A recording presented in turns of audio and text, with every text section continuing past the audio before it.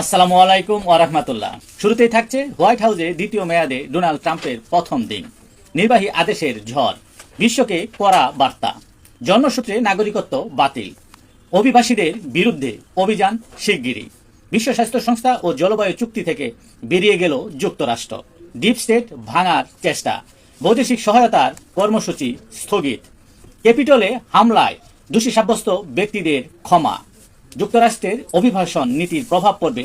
বাংলাদেশেও, রেমিডেন্স প্রবাহে নেতিবাচক প্রভাব পড়ার শঙ্কা, আরও যাচাই বাছাইয়ের মুখোমুখি হতে হবে শিক্ষার্থীদের। গাজায় যুদ্ধবিরতির ভবিষ্যৎ নিয়ে আত্মবিশ্বাসী নন নবনির্বাচিত প্রেসিডেন্ট ডোনাল্ড ট্রাম্প। যুক্তরাষ্ট্রের ওয়াশিংটনে গত সোমবার শপথ অনুষ্ঠান শেষে লিবার্টি বল নাচের মঞ্চে অংশ নেন ডোনাল্ড ট্রাম্প ও তার স্ত্রী মেলানিয়া এবং vice president J D Vance ও তার স্ত্রী এবং